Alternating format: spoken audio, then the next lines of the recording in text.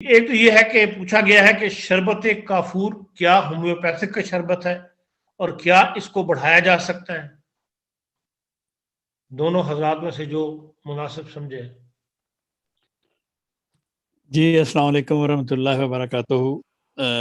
میرے تمام سننے اور دیکھنے والوں کو سلام اور خدا کا فضل آپ سب کے ساتھ ہو۔ آپ کا بہت بہت شکریہ، آپ ہمیں دیکھتے ہیں، اپنا قیمتی وقت ہم پہ ضائع کرتے ہیں، اللہ تعالیٰ آپ کو اس کی جزا دے۔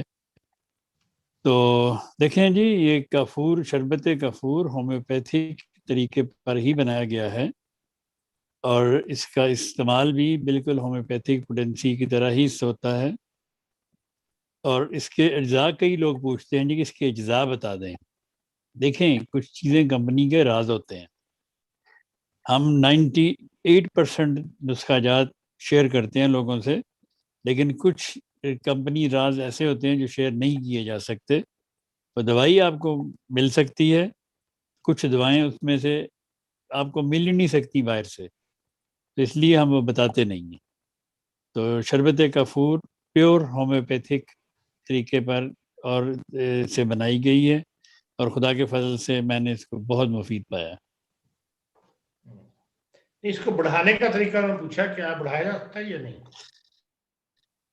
جی بالکل، اس کو جس طرح ہومیوپیتھک دوائی بڑھائی جا سکتی ہے، اس کو بڑھایا جا سکتا ہے۔ ٹھیک۔